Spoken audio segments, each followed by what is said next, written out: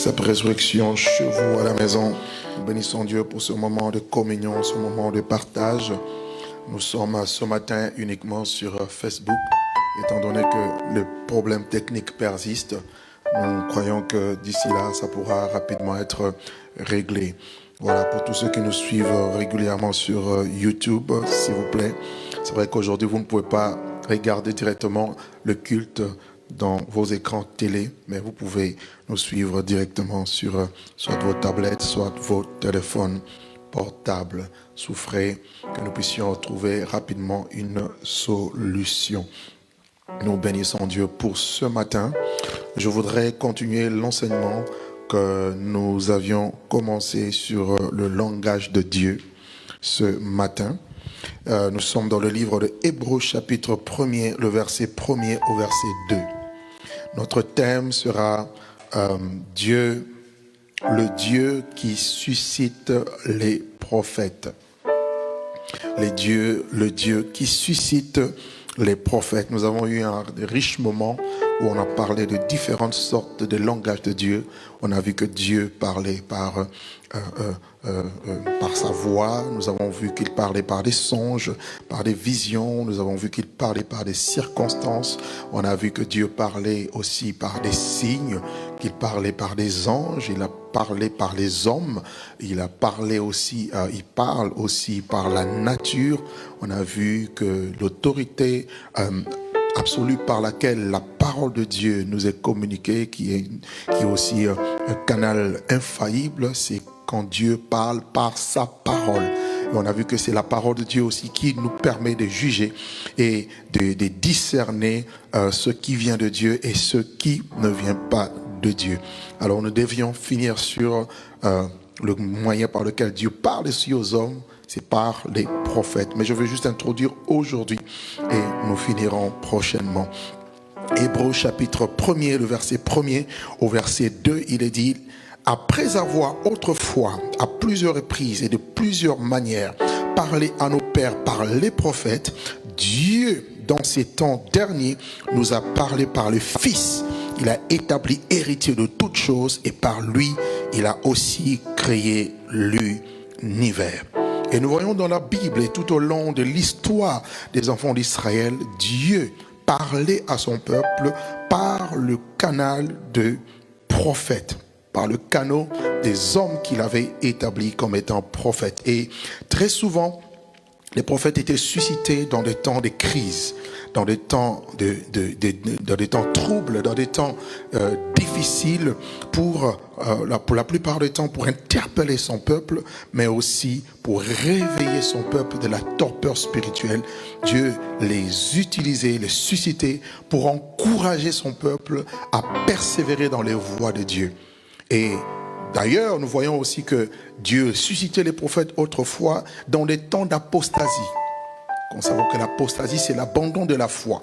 Et la plupart des prophètes ont exercé leur ministère en temps d'apostasie. Et il y a différents types d'apostasie. Vous avez l'apostasie sur le plan spirituel, c'est-à-dire quand le peuple a abandonné Dieu pour adorer des faux dieux, pour entrer dans l'idolâtrie. Ils étaient tombés dans une forme d'apostasie et Dieu suscitait les prophètes pour pouvoir interpeller son peuple et les ramener dans leur premier amour, le ramener dans le cœur de Dieu. Il y avait aussi une apostasie sur le plan moral, quand le peuple s'éloignait de la moralité, en vivant dans l'immoralité, dans l'injustice, dans toutes sortes de péchés. Dieu suscitait aussi les prophètes pour interpeller son peuple. Et il y avait aussi l'apostasie dans le domaine doctrinal, lorsque le peuple ne gardait plus la parole de Dieu. Comme Élie va dire au peuple: pourquoi clochez-vous, boitez-vous de deux côtés? Il suivait des voies tortueuses. Il se livrait à des espérances trompeuses. Alors les prophètes étaient suscités aussi pour ramener le peuple dans la parole de Dieu, dans la pensée de Dieu.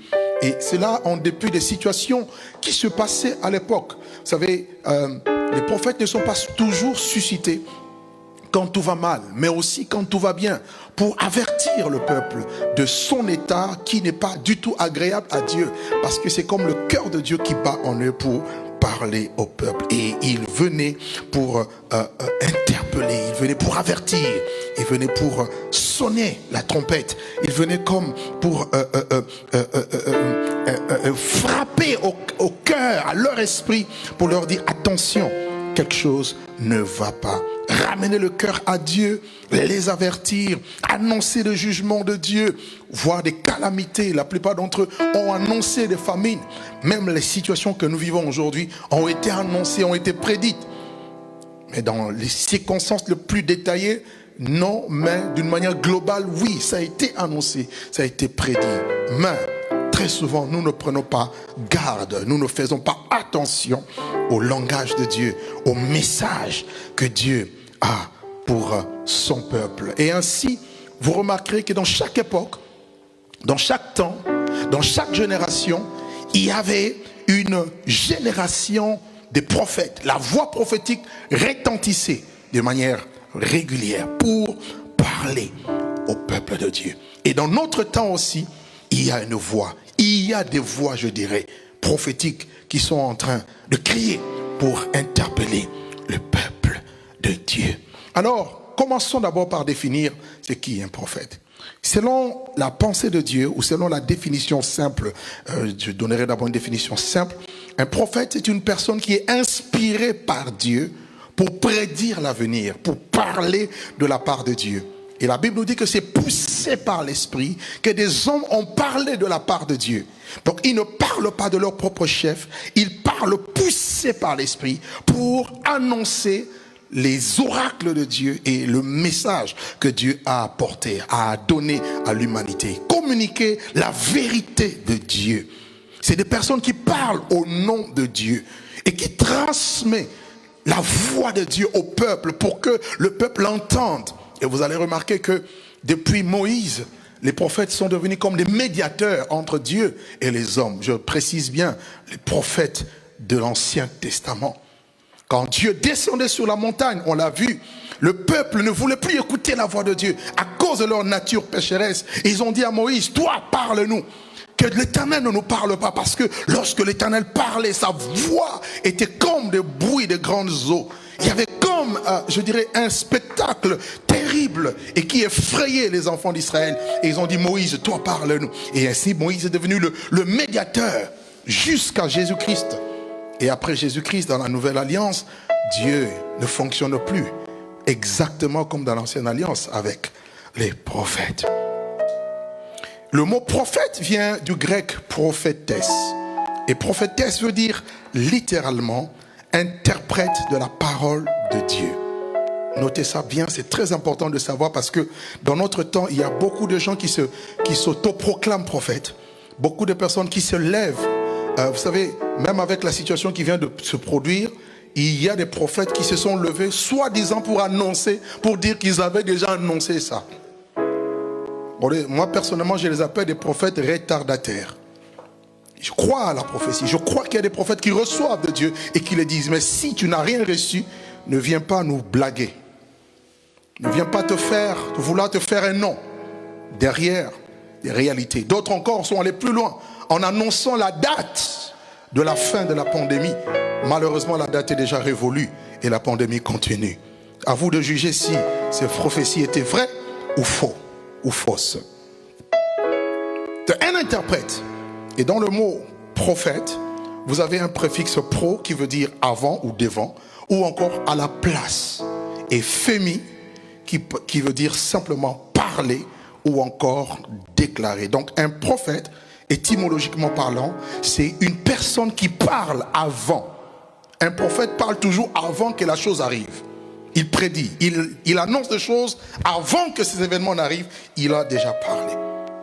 C'est quelqu'un qui parle aussi devant, parce qu'il est le représentant de Dieu auprès des hommes. Donc, il parle au nom de Dieu. Il parle aux hommes. Alléluia. En gros, un prophète, c'est un porte-parole de Dieu. Quelqu'un qui parle de la part de Dieu et qui s'adresse aux hommes. Bien évidemment, ils sont revêtus d'une autorité, d'un pouvoir pour parler, pour interpeller. Vous allez remarquer avec moi dans Apocalypse chapitre 11 qu'on nous parle de 2 prophètes que Dieu avait suscités en Israël. Ça sera quelque chose qui va se passer pendant la grande tribulation et qui vont être revêtus du pouvoir de prophétiser. Et leurs paroles vont tellement déranger les habitants de la terre que la bête va les tuer. Et leur cadavre sera retrouvé dans Jérusalem, dans la ville de Jérusalem pendant 3 jours. Et ensuite, l'esprit de vie va entrer en eux pour être ensuite enlevé. Et on nous dit qu'ils avaient les caractéristiques de Moïse et Élie. Pourquoi? Parce qu'ils avaient la puissance, le pouvoir de Dieu, de pouvoir prophétiser, parler. N'allez jamais prophétiser si vous n'êtes pas mandaté. N'allez jamais parler si Dieu ne vous a pas parlé. Car la prophétie a une force et une puissance lorsqu'elle vient de Dieu et lorsqu'elle est instruite par Dieu. Même si vous êtes prophète, ne parlez que quand Dieu parle et non quand Dieu ne parle pas. Et bien aimé dans le Seigneur, dans le texte hébraïque, dans la Bible, dans les Écritures, nous voyons quelques mots, bien sûr, qui caractérisent un peu, ou caractériser, je veux dire, les prophètes. Et à chaque fois que vous le lisez, vous pouvez faire référence à cela. Je commence là pour vous aider à comprendre ensuite où est-ce que je veux arriver dans la suite de cet enseignement. Pour mieux comprendre le prophétique, le ministère prophétique, l'action prophétique, les dons prophétiques dans la Nouvelle Alliance, il faut toujours jeter un regard, un œil vers l'arrière, vers le passé. Alors le premier mot que la Bible utilise, c'est voyant. Voyant. Vous le voyez par exemple dans 1 Samuel, prenez avec moi 1 Samuel au chapitre 9. Si vous pouvez bien vérifier dans vos Bibles tous les textes qui sont donnés. 1 Samuel chapitre 9. Nous sommes au verset 9. Il est dit ceci. 1 Samuel 9, verset 9. Autrefois, en Israël, quand on allait consulter Dieu, on disait, venez, allons voir, allons vers le voyant. Car celui qu'on appelle aujourd'hui le prophète s'appelait autrefois le voyant. Donc en Israël, avant d'utiliser régulièrement le mot prophète, le mot qui était utilisé c'était le mot voyant. Et quand on parle de voyant, on voit quelqu'un qui voit des visions. Un homme à vision. Un homme qui voit des choses cachées comme Balaam avait dit. La Bible dit dans Nombre 24, parole de Balaam. L'homme qui a l'œil ouvert. L'homme qui voit la vision du Tout-Puissant. L'homme qui se prosterne devant Dieu. L'homme qui écoute les paroles de Dieu et qui se prosterne. Il était comme un voyant et un prophète.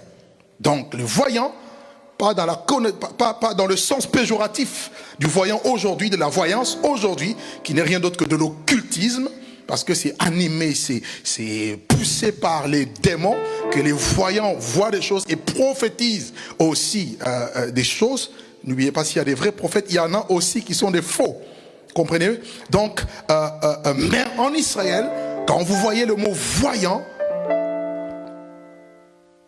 on faisait tout de suite référence aux prophètes. Donc Samuel était considéré comme un voyant. Si vous lisez dans 2 Samuel chapitre 2 verset 24 verset 11, 2 Samuel 24 verset 11, on nous parle du prophète Gad. Prophète Gad, on le présente comme étant le voyant de David. Donc David, avant de faire quoi que ce soit, il consultait soit le prophète Nathan, soit Gad, qui était considéré aussi comme, il était prophète, mais comme aussi un voyant. Et plusieurs d'entre eux, Gédo, Ido et tant d'autres, ils étaient considérés comme étant des voyants. Amen. Deuxième mot utilisé dans la Bible, mais là c'est plutôt dans un sens négatif, c'est le devin. Quand on parle de devin, on voit aussi un prophète, mais un faux prophète. Un devin, c'est celui qui sait, c'est celui qui est possédé, animé par un esprit de divination. Bien-aimés dans le Seigneur, l'esprit de divination existe.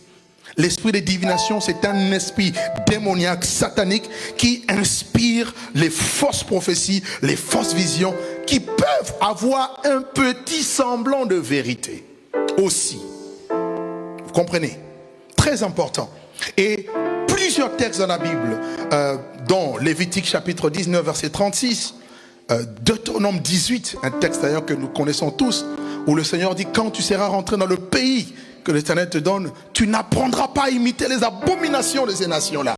Et parmi ces abominations, Moïse cite la divination. Ceux qui évoquent les esprits, ceux qui pratiquent le métier de devin, ceux-là qui consultent les morts. Dans le devin, vous avez aussi ceux qui pratiquent la nécromancie et autres, qui prophétisent et qui parlent par des démons, des esprits mauvais. Dans Acte 16, on nous parle de cette femme qui était animée d'un esprit de python et qui disait des choses qui semblaient être vraies, mais animées par un autre esprit.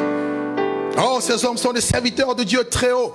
Mais cela a fatigué l'esprit de Paul. Paul a compris que le Saint-Esprit ne glorifie pas l'homme. Le Saint-Esprit glorifie Jésus. Il a dit c'est un mauvais esprit. Il a chassé l'esprit de Python par lequel la femme était en train de prophétiser.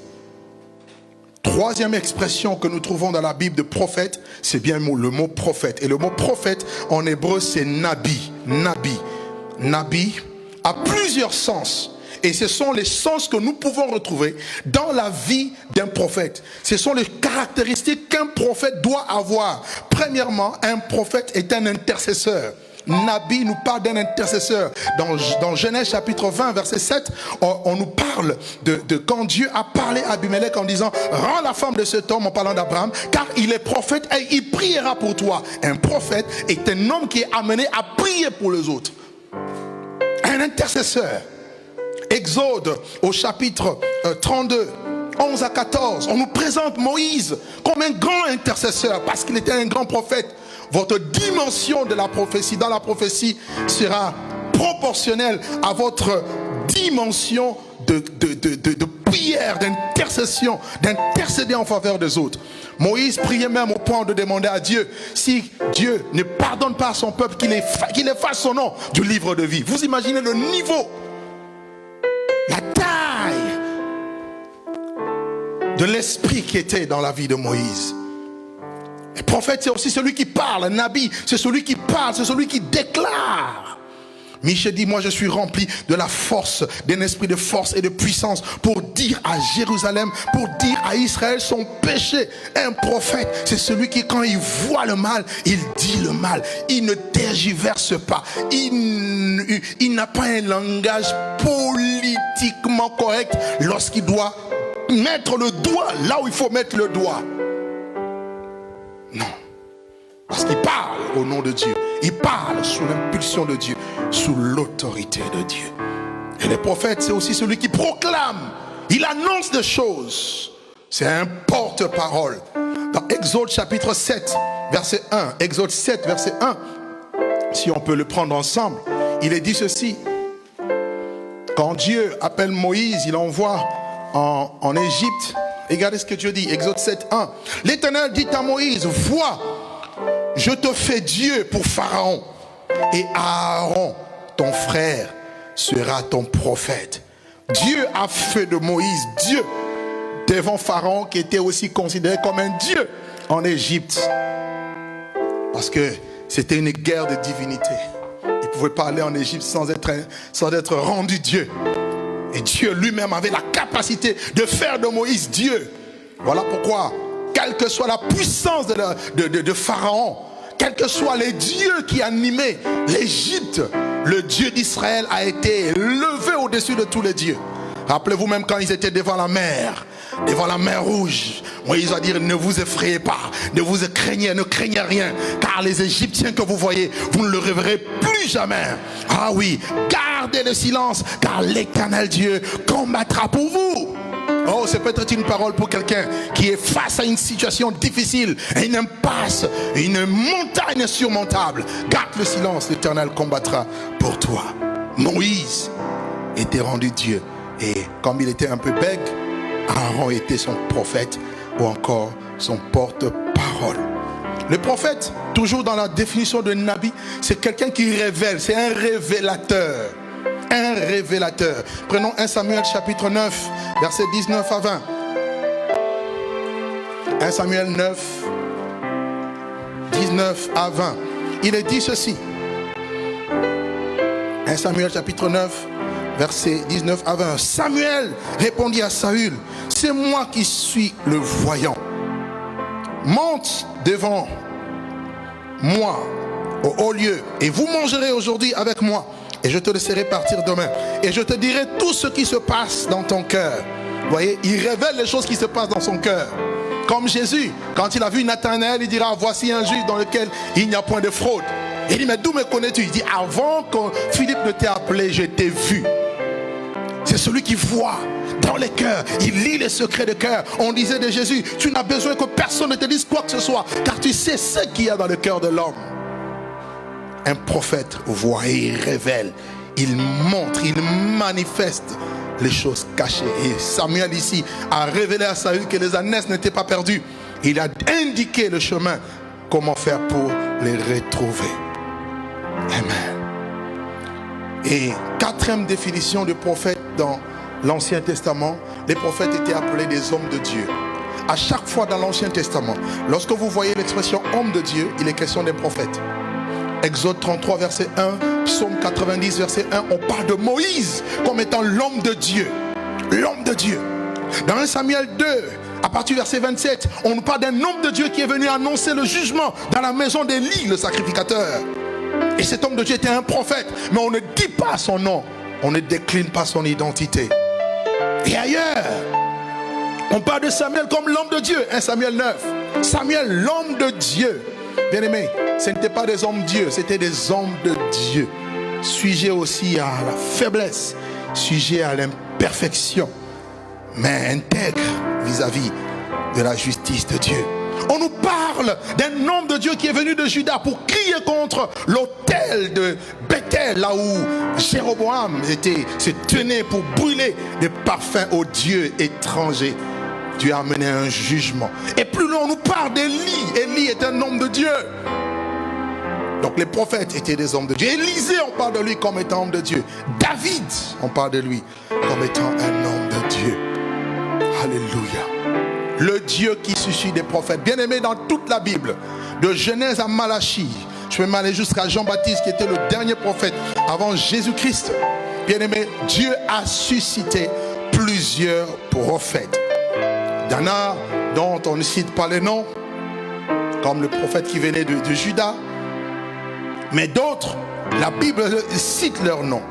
Et prenez Actes chapitre 3, verset 24, rapidement avec moi.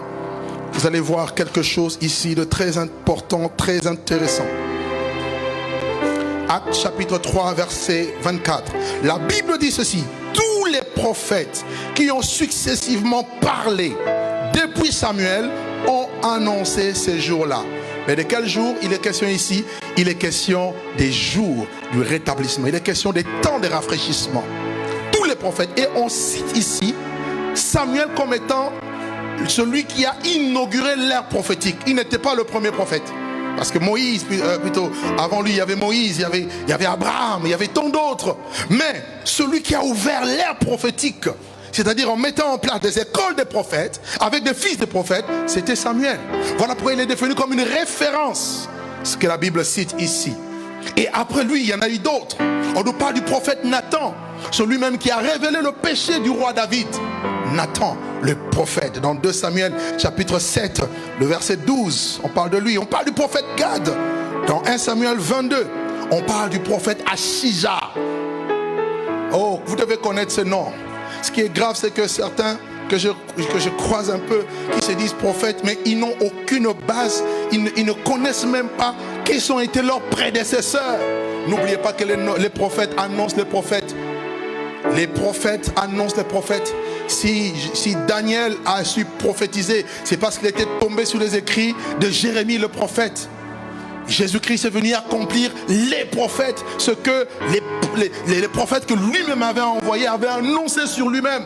Et dans Luc 24, on parle de lui. Il a dit, il fallait que tout ce que les prophètes avaient écrit s'accomplisse à mon sujet. Oui, frère, c'est important de connaître ça. Ashija était le prophète, celui qui avait annoncé le schisme en Israël au temps de Roboam. On nous parle du prophète Élie, vous connaissez Élie. On nous parle du prophète Élisée, on nous parle d'eux. Ils étaient nombreux, frères, sœurs. Et la plupart d'entre eux ont eu un ministère d'impact. Mais il n'y avait pas que des hommes. J'aimerais dire, il y avait aussi des femmes. Dans la liste des prophètes que Dieu avait utilisés, il y avait aussi des femmes. Comme pour dire que les femmes aussi sont dans la liste que Dieu veut aussi utiliser dans ces temps qui sont les derniers. La Bible nous cite la prophétesse Myriam, qui était la sœur de Moïse. Si vous lisez avec moi dans Exode chapitre 15, le verset 20, on parle de Myriam. Dans Juge 4, on nous parle de Déborah, une femme remplie d'autorité. Elle était prophétesse et elle était juge en Israël. Une voix qui portait, mais c'était une femme. La femme d'Ésaïe aussi était prophète. Est-ce que vous le savez? Si vous lisez Ésaïe chapitre 8 verset 3, on nous présente la femme d'Ésaïe comme étant une prophétesse de l'Éternel. Et la Bible nous parle de Hulda. Dans 2 Rois, au chapitre 22, à partir du verset 14, jusqu'à la fin, vous pouvez lire l'histoire d'Hulda, une femme remplie de sagesse et d'intelligence. Et l'Esprit de Dieu l'animait. Bien-aimé, le Dieu qui suscite les prophètes n'a pas changé. Tous ces prophètes ont annoncé des choses, ils ont proclamé des choses, ils ont averti parce qu'ils étaient animés par l'Esprit de Dieu. C'est le Saint-Esprit qui les animait et qui les conduisait tous à avoir un message qui converge vers le cœur de Dieu. Et après ces prophètes que je viens de citer, vient ensuite une vague de prophètes qui sont considérés comme des écrivains. On les appelle des prophètes écrivains. Pourquoi? Parce qu'ils ont couché leur message par écrit. Voilà pourquoi nous pouvons lire les certains livres des prophètes tels qu'Amos, Osée, Ésaïe, Michée et tant d'autres. Sophonie, Naoum, Habakkuk, Daniel, Ézéchiel, Zacharie, Malachi et tant d'autres. Et ils ont couché par écrit les messages que Dieu leur avait donnés. Frères, sœurs, comment est-ce que Dieu utilisait ces prophètes? Ça, c'est important de le savoir. J'ai noté 2 manières principales que Dieu se servait pour communiquer son message. On a vu dans Hébreux 1 que Dieu avait parlé à nos pères les prophètes de plusieurs manières et à plusieurs reprises. Mais Dieu, en communiquant son message aux prophètes, il avait des manières de pouvoir les communiquer. Premièrement, il communiquait les messages par ce qu'on appelle les oracles. Les oracles, c'était la parole de Dieu dans leur bouche. Le mot oracle vient de l'hébreu massa, qui veut dire simplement, littéralement, fardeau. Fardeau. Un poids que Dieu mettait dans leur cœur. Voilà pourquoi ils ne pouvaient pas. Voilà pourquoi Jérémie pouvait dire, même si je dis je ne veux pas parler de lui, il y a comme dans mes os un feu. Au fond de moi, au-dedans. Le feu là, c'est ça le fardeau. Tu ne peux ne pas parler. Voilà quand Pierre disait, nous ne pouvons ne pas parler des choses que nous avons vues et entendues. Pourquoi? Parce que le fardeau, quand il est sur toi, quand le mandat est sur toi, quand l'oracle t'est communiqué, tu n'es plus tranquille. Et je peux vous dire, il y a des personnes qui ont résisté à la parole de Dieu et qui ont eu des problèmes graves, voire même qui ont connu la mort. Pourquoi? Parce qu'ils n'ont pas dit ce que Dieu avait dit. Dieu dit même à Ézéchiel, quand je t'aurais dit une parole, que par exemple le méchant mourra, si tu ne dis pas le message, sache que le sang de cette personne retombe sur toi, parce que c'était une responsabilité qu'ils avaient devant Dieu, mais aussi devant la conscience des hommes auxquels ils devaient s'adresser. Bien aimé, parmi les oracles, il y a 3 types d'oracles. Il y a des oracles qu'on appelle des oracles prophétiques. Les oracles prophétiques, vous le reconnaissez facilement à chaque fois qu'il est dit « Ainsi parle l'Éternel ».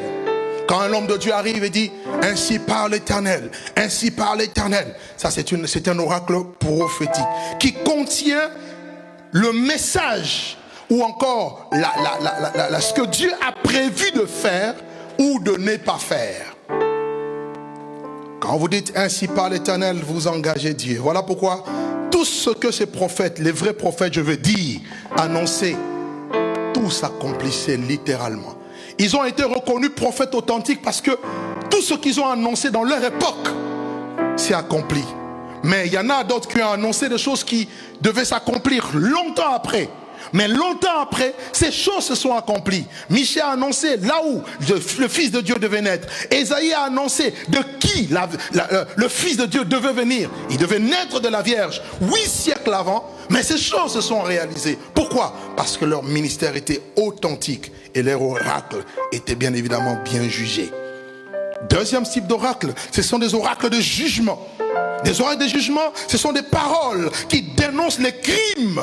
Lorsque Dieu les envoie pour dénoncer l'idolâtrie, dénoncer l'hypocrisie, l'injustice, la méchanceté, l'adultère du peuple, à chaque fois qu'ils se levaient pour parler des choses mauvaises que les gens faisaient, c'était des oracles de jugement. Et bien aimé, leurs paroles faisaient trembler. Quand vous lisez par exemple Jérémie, bien aimé, les paroles de Jérémie sont foudroyantes. Pourquoi? Parce que ça annonçait des jugements. Et on appelle Jérémie prophète des nations.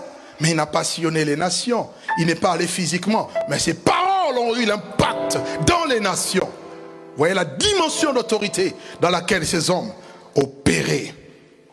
Et troisièmement, j'ai noté des oracles du salut. C'est quand Dieu parle au cœur du peuple. Et le but, le dessein, c'est de ramener le cœur du peuple à Dieu. Dans Ésaïe, plutôt Jérémie chapitre 7, il dit par exemple aux enfants d'Israël, arrêtez de vous livrer à des espérances trompeuses en disant que c'est ici la maison de l'Éternel. Il dit, ma maison qui devait être appelée une maison de prière, elle est devenue une caverne de voleurs. Et les gens y allaient, non plus pour adorer, mais pour acheter, pour vendre. La maison de Dieu avait perdu sa nature. Alors Jérémie est envoyé par Dieu. Il se tient à la porte de la porte, plutôt à la porte du temple, et il annonce cet oracle, un oracle de salut. Bien évidemment du jugement quelque part, mais aussi de salut. Pourquoi? Parce qu'il dit au peuple, réformez vos cœurs, réformez vos voies. En d'autres termes, revenez au cœur de Dieu. Et le prophète, quand bien même il annoncerait un jugement, son cœur serait meurtri pour demander la compassion, la miséricorde de Dieu, pour que Dieu amène les âmes au salut. Bien-aimés, juste une parenthèse. Quand vous entendez, vous voyez quelqu'un qui se dit prophète de Dieu et qui annonce un jugement et qu'il est content du message du jugement qu'il annonce, il a un problème. Soit il a un problème de blessure intérieure, soit il a un problème vraiment d'amour. Parce que même quand Dieu décide de frapper, il ne veut pas frapper. Il parle du jugement, espérant ramener le cœur à Dieu. Parce que c'est un Dieu de salut. C'est un Dieu d'amour. C'est un Dieu de grâce. C'est un Dieu de miséricorde. Mais aussi un Dieu juste. Qui frappe si on est orgueilleux. Qui frappe si on durcit le cœur. Qui frappe lorsqu'on résiste à la voix. N'est-ce pas qu'il a dit, aujourd'hui si vous entendez sa voix, ne durcissez pas vos cœurs. Comme au jour de la révolte. Et deuxième manière que Dieu a utilisée, par laquelle Dieu a utilisé les prophètes, c'était par des gestes. Les prophètes faisaient beaucoup de ce qu'on appelle des gestes prophétiques ou encore des actes symboliques. Il y en a plein dans la Bible. Quand vous voyez par exemple Élisée aller devant la source du Jourdain, il demande quoi? Un plat neuf et du sel, et il assainit les eaux. C'est un geste prophétique. Quand vous voyez Achija qui devait parler du schisme en Israël, il prend son manteau, il le coupe, il le déchire en 12 morceaux, en donnant 10 morceaux à Jéroboam, 2 morceaux à Roboam. C'était un message. Vous voyez? Jérémie, il va prendre une ceinture détériorée. Dieu va lui dire cache-le, et il reprend là. Un message. Bien aimé, la plupart d'entre eux ont annoncé des choses par des gestes. Dieu dit à Osée, va épouser une femme prostituée. Pour montrer à Israël comment est-ce que j'aime ce peuple malgré son infidélité. Épouse. Qui peut supporter épouser une femme prostituée? Et de même que le peuple s'est prostitué avec les autres dieux, de même le prophète devait éprouver cette douleur. C'était des gestes prophétiques. Dieu dit à Ésaïe, marche dans la ville, nu et déchaussé. Vous imaginez un homme intellectuel, un homme respecté, respectable. Vous le trouvez en train de marcher nu et déchaussé. Pourquoi? Geste prophétique. Pour annoncer quelque chose un jugement imminent qui devait arriver sur l'Égypte et sur l'Éthiopie. Plein d'exemples dans la Bible, frère. C'était des messages, c'était des langages de Dieu. Voilà pourquoi les prophètes, très souvent, peuvent poser des actes prophétiques. Et ces actes prophétiques cachent un message. Et si vous êtes sensible à la voix de Dieu, vous pouvez discerner cela. Bien-aimés, dans l'Ancien Testament, autre chose qu'il est important de savoir, c'est que on allait consulter les prophètes pour savoir ce que Dieu voulait dire ou ce que Dieu voulait faire. C'est ce que, en termes communs, on appelle, communément, je veux dire, on appelle la consultation prophétique. Je dis bien dans l'Ancien Testament. Nous ne voyons pas ça dans le Nouveau Testament. Je précise pour être équilibré dans la parole de Dieu. Aujourd'hui, malheureusement, certains se servent de ça pour plusieurs raisons et pour aboutir aussi à plusieurs fins. Mais bibliquement parlant, et selon les Écritures, c'était les prophètes de l'Ancien Testament qu'on allait consulter. Ils étaient comme des intermédiaires. Quand on avait des problèmes, on était troublés. On avait des questions dont on n'avait pas de réponse. Avant même de se tourner vers Dieu, on pouvait aller voir un prophète pour dire, dis-moi, qu'est-ce qui va m'arriver demain? Malheureusement, certains chrétiens tombent aussi dans le piège aujourd'hui. Surtout quand ils entendent quelqu'un et exerce dans le ministère de prophète, aller le voir, lui dire, bon, prophète, qu'est-ce que Dieu dit pour moi? Est-ce que je veux me marier cette année? Comme il y en a qui t'appellent, ils demandent, mais avec le Covid-19, dis-moi, est-ce que cette année je veux me marier? Va demander à Dieu. Alléluia. Non! Ça c'était l'Ancien Testament. Ça c'était dans le passé. Ils étaient des intermédiaires. Voilà pourquoi David allait consulter les prophètes. Et la Bible dit dans 2 Samuel 21 par exemple, il y a eu famine dans le pays d'Israël. Et David alla chercher Dieu. Et Dieu envoyait un prophète pour annoncer son conseil, ce qu'il devait faire. Et aussi connaître la cause de cette famine. Bien-aimés, nous vivons aujourd'hui un temps très trouble, un temps très difficile, avec déjà la crise sanitaire qui s'impose. Et bientôt, nous y sommes déjà, mais très bientôt, c'est une crise économique mondiale qui va sévir dans le monde entier. Et bien aimé dans le Seigneur, il est important de pouvoir anticiper les choses, avoir un esprit prophétique pour savoir quels sont les actes qu'il faut poser maintenant pour que demain, ça ne soit pas catastrophique. Plaise à Dieu, j'en parlerai mardi. J'avais prévu d'en parler aujourd'hui, mais l'Esprit de Dieu m'a conduit différemment. Mardi, nous parlerons de comment réagir face à la crise économique. Nous allons voir des appuis bibliques dans le Nouveau Testament et dans l'Ancien Testament pour voir les stratégies de Dieu. Tout est dans la Bible. Donc ne soyez pas inquiets, soyez calmes. Il y en a qui se posent la question, mais oui, je ne travaille plus, j'ai perdu le travail, comment ça va être demain?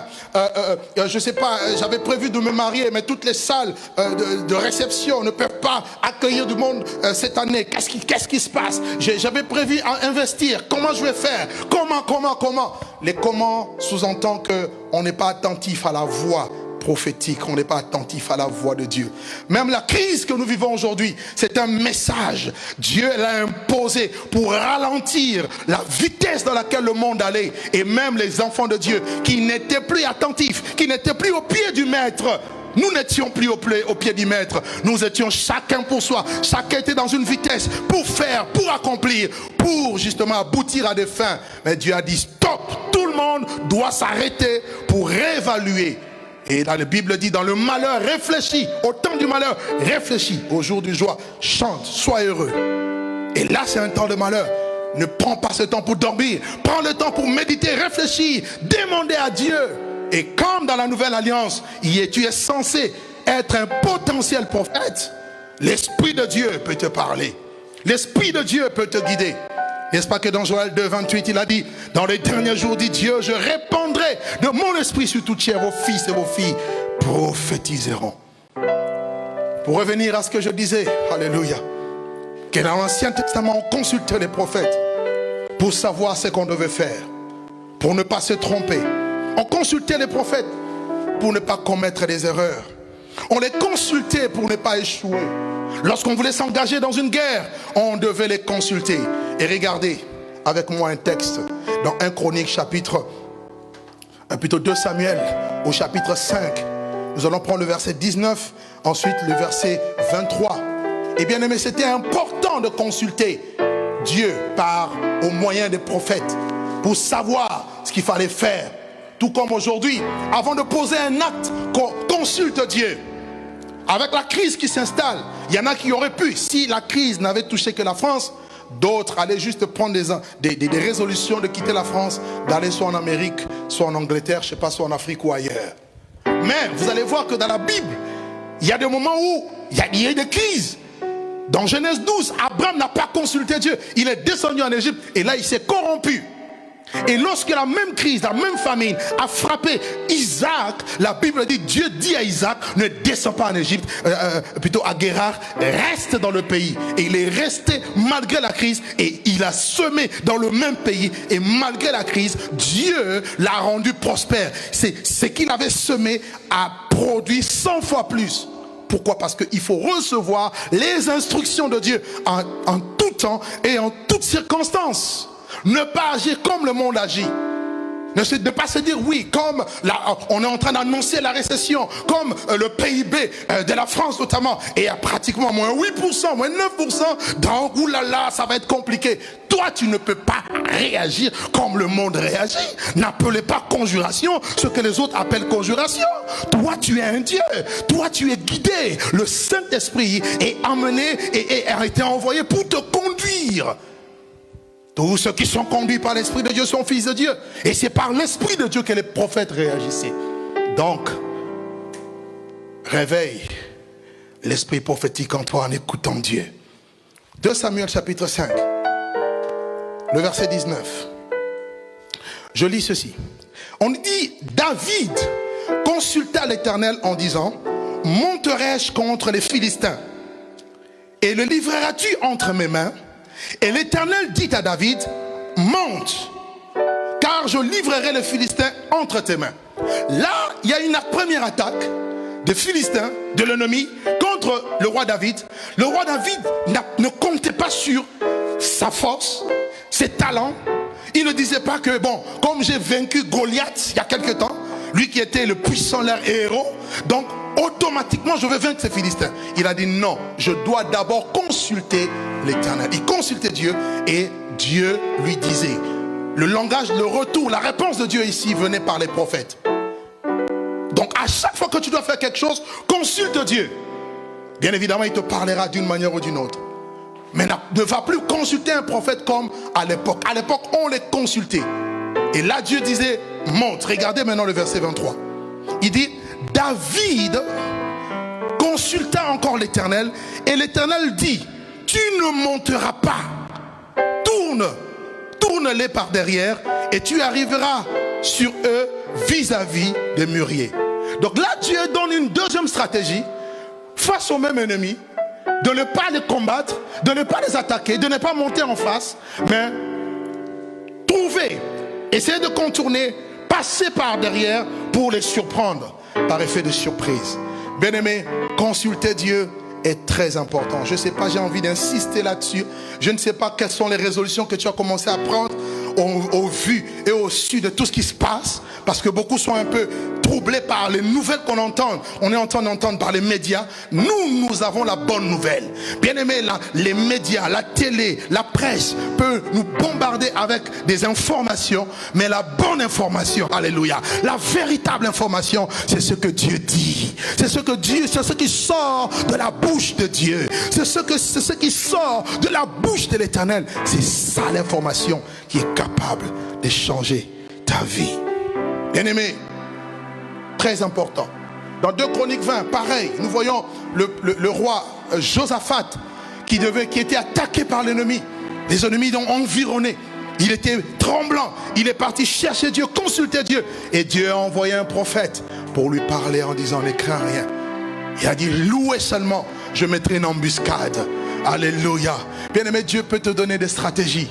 Face à Jéricho, Dieu a dit aux enfants d'Israël, vous ne combattrez pas, faites juste le tour de la muraille, chantez juste les louanges.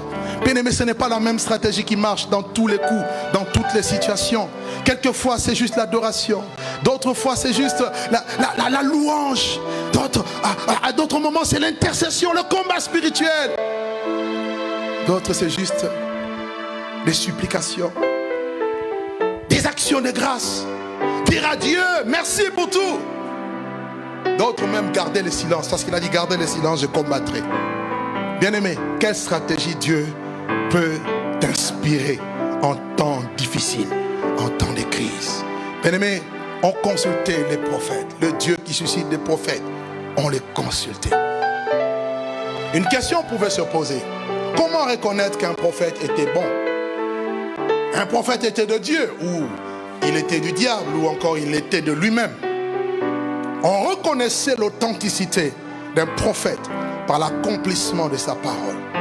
Premièrement, je dis bien premièrement, parce qu'il y avait des prophètes qui pouvaient annoncer des choses qui s'accomplissaient et qui demain revenaient pour vous inciter à la rébellion contre Dieu, à la révolte. Ce fut le cas de Balaam.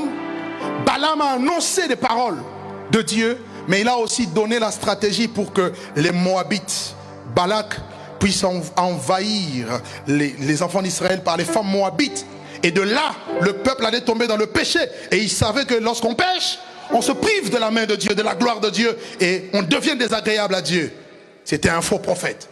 Donc, un prophète authentique, on le reconnaît d'abord par l'accomplissement de sa parole, premièrement, et deuxièmement, par l'attachement, son attachement à la parole de Dieu. Un vrai prophète ne t'emmènera jamais à te détourner de la Bible. Un vrai prophète ne t'emmènera jamais, ne t'encouragera jamais à vivre dans une union libre sans que tu ne sois marié.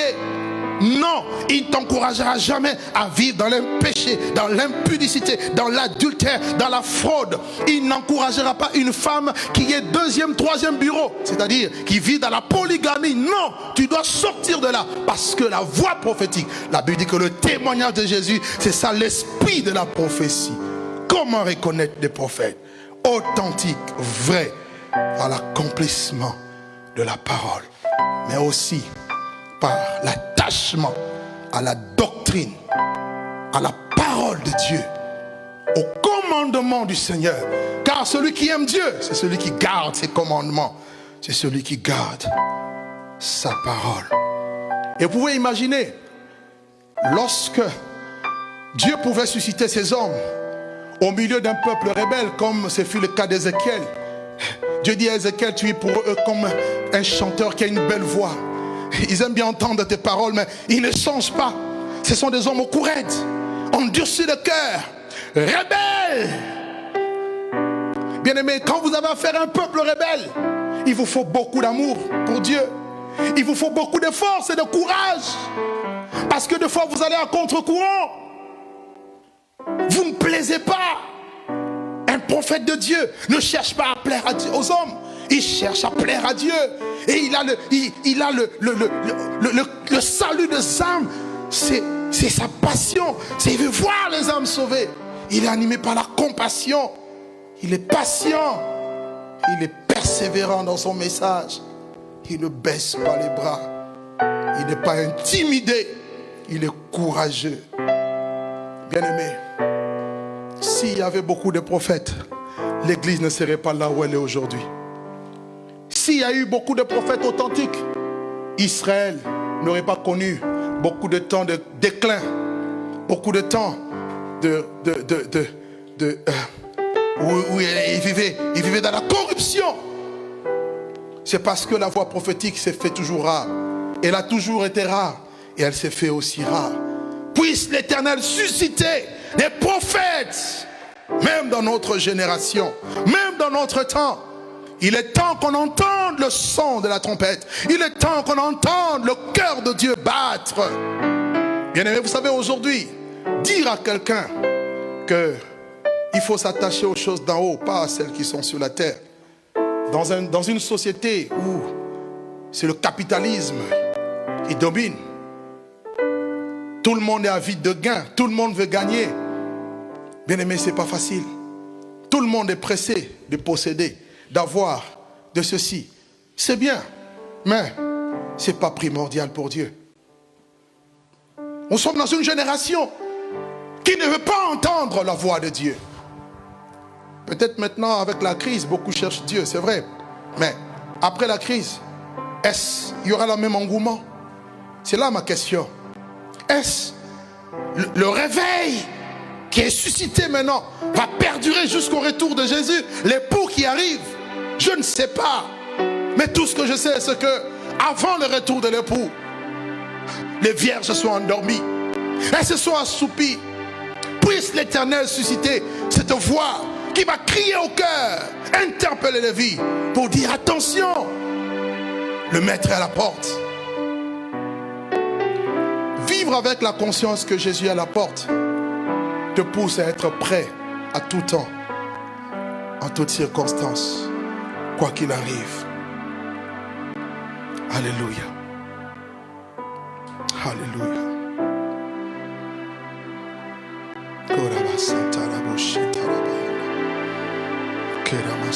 The bride of Jesus. It's good to go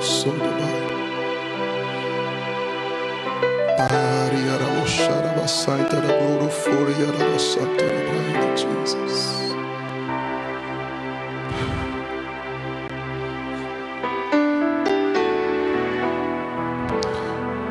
Vous savez, même lorsque Dieu a suscité un grand prophète comme Moïse, il suffisait que Moïse s'éclipse pendant 40 jours pour aller sur la montagne. Le peuple a érigé un veau d'or. Vous vous rendez compte? Un veau d'or. Et qui l'a fait? C'est le souverain prêtre, Aaron. Par la pression du peuple, nous voulons un Dieu qui marche devant nous. Vous savez, le veau représente la force. L'or est symbole de richesse et de la divinité. Et le veau était cet animal qui était parmi les dieux adorés en Égypte. Le veau d'or, c'est aussi l'image de la prospérité matérielle qui malheureusement, je dis bien malheureusement, gagne le cœur des gens. Je ne dis pas qu'il ne faut pas être prospère, comprenez mon langage. Dieu veut que tu sois prospère à tous égards. Mais, maman, tu ne dois pas l'aimer. Jésus dit, tu ne peux servir Dieu et maman. Avec tout ce que Dieu peut te donner. Merci Seigneur, gloire à Dieu. Puisses-tu avoir beaucoup, gloire à Dieu.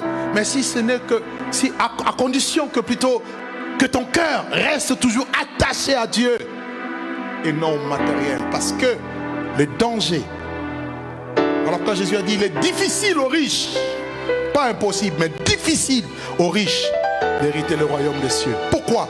Parce qu'ils ont tendance à s'attacher aux choses qui vont rester. Je ne sais même pas pourquoi je parle de ça. Je ne sais même pas pourquoi je parle de ça. Mais ce qui est sûr, c'est que Dieu parle à quelqu'un. Le Dieu qui suscite les prophètes. Au temps de Moïse, on nous dit que quelque chose s'est passé. J'aimerais que vous preniez avec moi ce texte dans le livre de Nombres, au chapitre 11. Je vais vers la fin. J'aimerais que tu prennes avec moi ce texte. Vraiment. Nombre chapitre 11. Vous lirez à partir du verset 16 jusqu'au verset 29. Mais je vais juste lire le verset 17, le verset 25 et puis le verset 26 à 29. La Bible dit ceci. Dieu dit, je descendrai et là je te parlerai. Je prendrai de l'esprit qui est sur toi et je le mettrai sur eux, c'est-à-dire les 70 anciens, afin qu'ils portent avec toi la charge du peuple et que tu ne la portes pas à toi seul. Verset 23. L'Éternel répondit à Moïse, la main de l'Éternel serait-elle trop courte? Tu verras maintenant si ce que j'ai dit arrivera ou non. Verset 25. L'Éternel descendit dans la nuée et prit l'esprit qui était sur lui, c'est-à-dire sur Moïse, et il le mit sur les 70 anciens. Écoutez bien, dès que l'esprit avec grand E fait référence au Saint-Esprit, l'esprit qui suscite les prophètes, il dit, dès que l'esprit, alléluia, reposa sur eux, ils commençaient, au contraire, ils prophétisèrent, mais ils ne continuèrent pas. Donc quand l'esprit de Moïse, l'esprit de prophètes. Moïse était le plus grand prophète en Israël. Voyez, lorsque l'esprit que Dieu avait déposé sur Moïse a été reposé, Dieu l'a reposé sur les 70 anciens qui étaient autour de Moïse, la Bible dit automatiquement ils ont commencé à prophétiser, à parler de la part de Dieu, à décréter les choses. Vous savez, quand vous êtes dans l'impulsion, sous l'impulsion de l'esprit prophétique, vous ne vous contrôlez plus, vous ne vous maîtrisez plus, vous ne raisonnez plus avec les choses. Votre bouche s'ouvre et commence à parler de la part de Dieu. Vous commencez à annoncer des choses qui, de manière normalement comme ça, vous pouvez avoir des doutes, vous pouvez vous poser des questions, voire même hésiter. Mais quand cet esprit te saisit, oh, je prie que ce matin, que l'esprit de prophète saisisse un homme, saisisse une personne pour prophétiser. Ils ont commencé à prophétiser. Rappelez-vous, lorsque Saül avait rencontré Samuel a dit quoi? Lorsque tu seras parti, tu rencontreras une garnison de prophètes. C'est bien ça? Une garnison de prophètes. Et l'esprit de l'Éternel te saisira. Alors que tu n'es pas prophète de ministère, tu prophétiseras avec eux. Oh Seigneur, libère cet esprit prophète, des prophètes. Libère cet esprit prophétique. L'esprit qui était sur Jésus. Jésus a dit, je ne vous laisserai pas orphelin, je vous enverrai le consolateur. Lorsque cet esprit est relâché, lorsque cet esprit est communiqué et donné, nous sommes transformés à une autre personne et nous pouvons prophétiser. Bien aimé, cette génération a besoin des prophètes. Les gens dans ce temps ici, avec tout ce qui se passe, beaucoup de gens sont dans l'incertitude, beaucoup de gens sont dans le trouble, dans la peur, beaucoup de personnes ne savent pas de quoi le lendemain sera constitué, beaucoup de gens sont perdus. Puisse Dieu susciter la voix prophétique. Il suscite des prophètes pour donner un message à cette génération. Et regardez au verset 26, il est dit, il y a eu 2 hommes appelés Eldad et Médad, qui étaient restés dans le camp, sous lesquels l'esprit reposa. Et sous lesquels l'esprit reposa, car ils étaient parmi les inscrits. Mais quoi qu'ils ne soient pas allés à la tente, ils prophétisèrent dans le camp. Oh, là où tu n'es peut-être pas physiquement là où je suis. Ah, mais l'esprit de Dieu n'a pas de frontières. Il peut te saisir de là où il est. Un jeune homme courut pour l'annoncer à Moïse et il dit, Eldad et Médad prophétisent dans le camp. Et Josué, fils de Nun, serviteur de Moïse depuis sa jeunesse, il prit la parole et dit, Moïse, mon Seigneur, empêche-les. Ah, il a voulu les empêcher. Empêche-les. Parce que ce n'est pas bon qu'ils prophétisent en dehors parce qu'ils ne sont pas avec nous. Empêche-les. Moïse lui répondit, es-tu jaloux pour moi? Voilà la réponse de Moïse. Je vais m'arrêter là. Il dit, es-tu jaloux pour moi?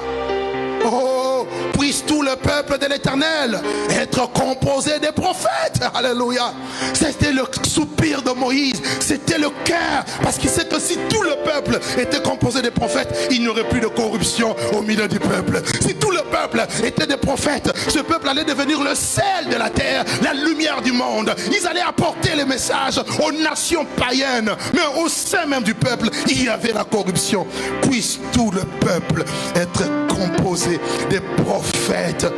Ah, veille l'Éternel, mettre l'esprit, son esprit sur eux. Quelle est ma prière ce matin?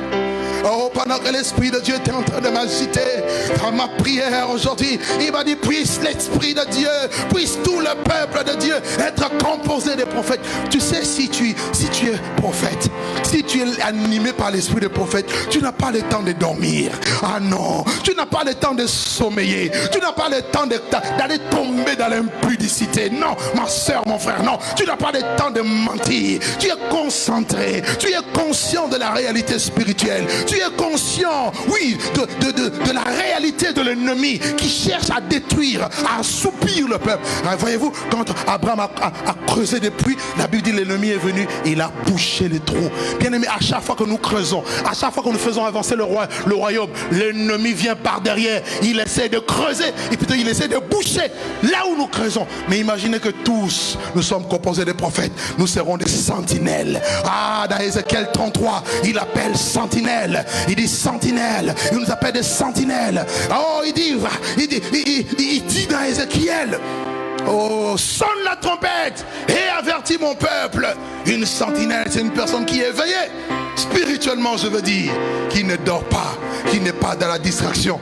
Puisse tout le peuple être composé de prophètes. C'est parce que le peuple de Dieu n'a pas conscience de cette dimension de Dieu. Voilà pourquoi il se dit non, c'est l'affaire des pasteurs, c'est l'affaire des apôtres, c'est l'affaire des prophètes. Non, c'est l'affaire de tout le peuple ici. Le Dieu qui suscite des prophètes, il veut susciter l'esprit de prophétie en toi. Joël 2 qui dit, dans les derniers jours, dit Dieu, je répandrai de mon esprit. Là où tu es, si tu es malade, pose la main là où tu as mal. Quelle que soit la maladie. Vous savez, frère, on a donné témoignage ici pendant le live. Nous avons eu beaucoup de personnes qui ont été guéries du Covid-19. Des personnes qui étaient dans le coma artificiel, entubées, ventilées. Ils sont sortis de là par la puissance de Dieu. Vous êtes témoin des gens qui ont écrit, des personnes. Il y a une personne qui était paralytique sur chaise roulante pendant 6 ans. La main de Dieu en ligne, je vous en prie, en ligne, pas en présentiel, en ligne. La puissance de Dieu l'a visitée, elle s'est levée, la femme s'est levée, elle a mis de côté la chaise roulante, elle marche jusqu'à présent. Que toute la gloire soit rendue à notre Dieu. Bien aimé, c'est juste pour te dire, il ne faut pas avoir des regards sur nous, c'est pas nous du tout. Alors nous voulons que nos regards soient sur Jésus. Mais je voulais juste dire à quelqu'un, pose ta foi, mets ta foi en ce Dieu. On n'est pas dans une salle, c'est vrai. En présentiel, on n'est pas, c'est vrai. Mais l'Esprit de Dieu n'est pas limité. Là où tu es, serre-toi de ta main comme étant la main de Dieu. Pose-la là où tu as mal. Pose-la là où tu as mal. Et je veux prier, je veux commander à la maladie de quitter ton corps. Et je vais appeler la main de Dieu de pouvoir te toucher et te guérir. Maintenant même. Seigneur, la Bible dit que c'est par les meurtrissures de Jésus-Christ que nous avons été guéris. Tu as pris nos infirmités, tu as pris nos maladies, tu as pris nos péchés.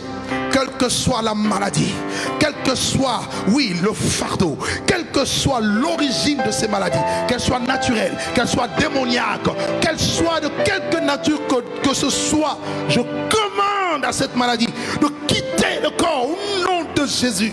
Je dis au nom de Jésus-Christ de Nazareth. Là où tu es, tu poses ta main là où tu as mal. Reçois maintenant le miracle, la guérison. Reçois maintenant le miracle, la guérison. Reçois. Toi qui avais mal au cœur, tu es guéri maintenant au nom de Jésus. Toi qui avais mal à respirer, tu avais du mal à respirer. Oui, reçois la guérison maintenant. Toi qui sentais comme des palpitations de ton cœur, dans ton cœur, reçois la guérison, la restauration. Oui, toi qui avais quelques douleurs, que ce soit la fièvre, les courbatures, sois guéri au nom de Jésus. Je commande qu'à la guérison de Dieu vienne s'imposer dans ta vie au nom de Jésus-Christ. Vous tous qui avez des familles, des personnes, des membres de vos familles alités dans des hôpitaux, oh, que votre main devienne la main de Dieu. Là où ils sont, la puissance de Dieu les touche et les ramène à la vie. La puissance de Dieu les touche et les guérit au nom de Jésus. Au nom de Jésus, au nom de Jésus, au nom de Jésus, au nom de Jésus. Je dis au nom de Jésus, soyez guéris et que les membres de vos familles soient guéris. Dieu délivre même le coupable qui devra son salut à la pureté de ses mains. Je veux faire une dernière prière. Si vous êtes là, vous me suivez. Peu importe de là où vous me suivez. En France, en Europe, aux Antilles, en Amérique, en Afrique, partout. Vous reconnaissez votre misère. Vous n'êtes pas en paix avec Dieu. Vous n'êtes pas réconcilié avec Dieu. Et vous voulez saisir de cette opportunité pour dire, Seigneur, je reviens dans ta maison ou je viens dans ta maison. Je veux être sauvé. Je veux donner ma vie à Jésus. Bien-aimé, la puissance de Dieu peut vous toucher là où vous êtes. Si tel est votre cas, si tel est votre désir profond, alors posez juste votre main sur votre cœur et faites avec moi cette prière. Dis, Seigneur Jésus, j'ai entendu ta voix. Je reconnais que je suis pécheur. Je viens à toi. Pardonne mes péchés. Purifie ma vie. Sanctifie-moi. Lave-moi de tout péché et donne-moi ton Saint-Esprit. Je veux devenir ton enfant. Merci pour l'œuvre de la croix, pour ta mort et ta résurrection. À partir de maintenant, je te cède ma vie. Je te cède ma volonté. Sois mon sauveur et mon Seigneur personnel. Au nom de Jésus-Christ, j'ai ainsi prié. Amen. Alléluia.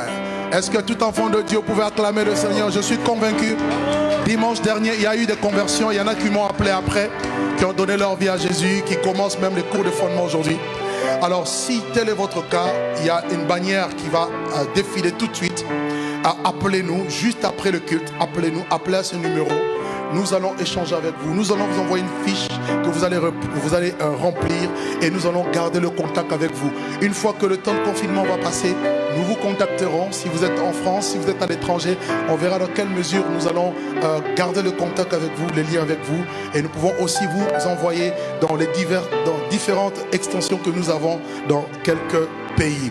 Voilà, si c'est pour vous la première fois, vous avez été invité, vous êtes tombé même par hasard sur notre live et que vous voulez faire partie de cette grande famille. Vous savez, la grande famille CEP Résurrection, c'est aujourd'hui Paris, c'est Hauts-de-Seine, c'est Ottawa, c'est Abidjan, c'est Lomé, c'est Port, comment dirais-je, Port-Louis, à l'île Maurice.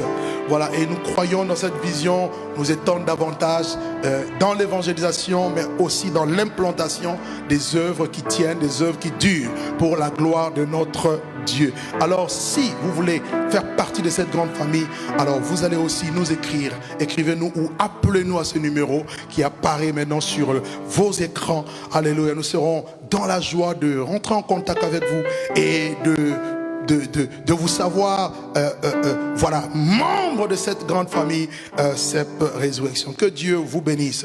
Avant de passer à l'étape finale de notre culte, je voudrais que nous puissions offrir à Dieu. Nous voulons adorer Dieu.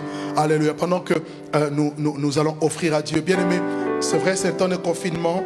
Mais comme vous savez, nous avons des charges fixes concernant l'évolution du travail.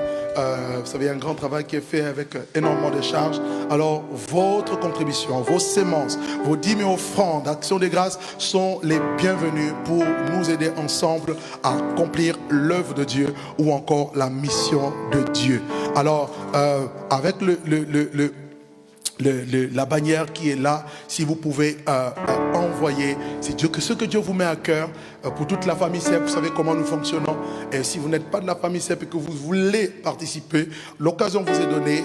Envoyez. Si vous ne savez pas comment faire, appelez au numéro qui est là, au niveau du secrétariat. Ils vont vous guider et vous aider comment faire à envoyer vos sémences. Que Dieu nous bénisse abondamment. Alléluia. Gloire à Dieu. Au fond de mon cœur, jaillit un chant d'amour pour celui qui a sauvé, gagné toute ma vie. Plein de reconnaissance, je chante pour toi, Jésus. Je vais prendre plaisir à goûter à ton fruit, m'enivrer de toi, mon seul ami. J'ai du mal à décrire le long de cet anneau. Convaincu, je puis dire que je t'aime, mon Jésus. Je suis épris de toi, tu es mon divin roi. Dans tes bras je désire partager ta chaleur, que tes ailes m'emmènent dans ta demeure.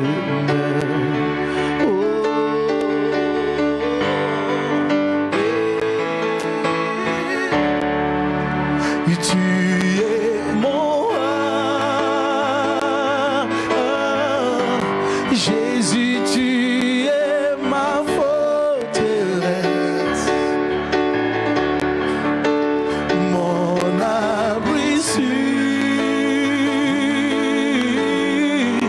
la raison de ma vie. Plein de ta loi,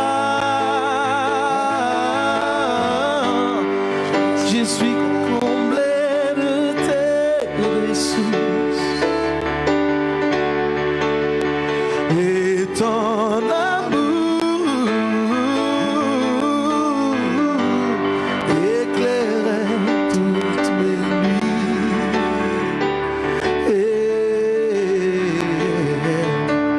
Que tes ailes m'emmènent dans ta demeure. Alléluia. Gloire à Dieu. Que le Seigneur soit béni. Que Dieu vous bénisse abondamment. Alors je vais juste nous donner quelques annonces de la semaine. Nous voulons et nous continuons à garder la fraîcheur spirituelle en maintenant tous nos programmes, en tout cas la majorité de nos programmes en ligne. Alors je nous rappelle nos chaînes de prière de la semaine, du lundi au vendredi. Nous sommes connectés en prière en ligne de 6h à 7h et de 17h à 18h. Vous êtes les bienvenus, soyons davantage nombreux. Priez pour l'Église, priez contre cette pandémie, priez pour demander la main de Dieu. Alléluia. Et puis, vous avez les vendredis, nous avons une chaîne spéciale de prière aussi, de 22h à minuit. Voilà, le numéro de contact, vous savez, le numéro de téléphone pour appeler, c'est le 01 84 80 70 71. Voilà, donc connectez-vous et gardons cette flamme de la prière ensemble. Voilà, deuxième annonce. Nos programmes en ligne, ces présences chez vous continuent. Mardi, nous avons enseignement à 21h. Mercredi, nous avons notre programme de guérison et de déclaration. Voyez, donc le mercredi dernier, Dieu a encore glorifié son nom. Alors connectez-vous si vous êtes dans le besoin. Et vendredi, notre culte de gloire à 21h. Voilà, et puis chaque jeudi, donc ce jeudi, nous aurons nos cellules de prière, nos cellules de maison en ligne.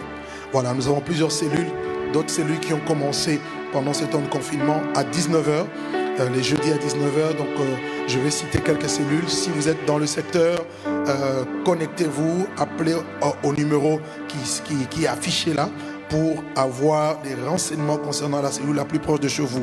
Nous avons une cellule à Corbeil, à Créteil, Limay-Brévannes, Villeneuve-le-Roi, Étampes.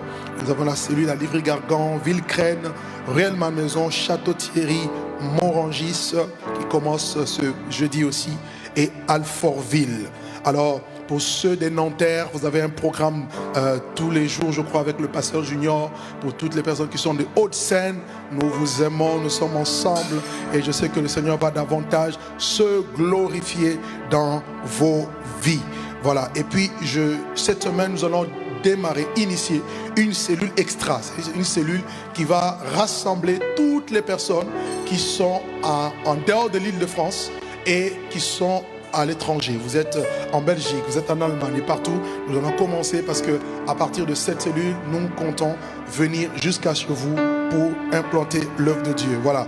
Et pour ceux qui sont dans nos extensions à l'étranger, donc vous pouvez rejoindre l'église d'Ottawa, dirigée par le pasteur Aimé, l'église d'Abidjan par le pasteur Nicolas Ba, l'église de Lomé par le pasteur Paul Namoine, également de Port-Louis par le pasteur Nicolas Pédalou. Voilà.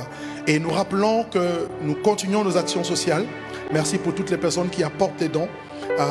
Si vous avez quelque chose à apporter pour soutenir les personnes qui peuvent être en difficulté pendant ces temps difficiles, il y a des gens qui sont un peu vraiment en difficulté, envoyez vos dons ou appelez pour voir dans quelle mesure nous pouvons récupérer pour faire la distribution. Et deuxièmement, si vous êtes dans le besoin, vous nous suivez.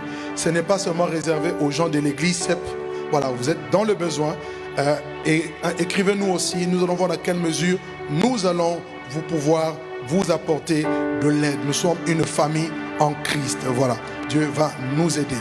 Ok, donc vous avez toutes les informations là. Et puis, nous avons le cours des fondements qui vont commencer tout à l'heure.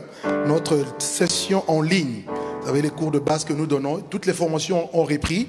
les formations des leaders, formation des ouvriers qui aura lieu prochainement. Et les fondements reprennent aujourd'hui la nouvelle classe. Il y a des personnes, donc si vous nous suivez et que vous avez envie, vous avez besoin d'approfondir vos connaissances et d'être assis, avoir les bases de la parole de Dieu, inscrivez-vous, appelez. Et tout à l'heure, à partir de 13h jusqu'à 14h30, vous aurez votre cours qui va commencer, et appelez à ce numéro. Ça sera complètement en ligne, en visiophone.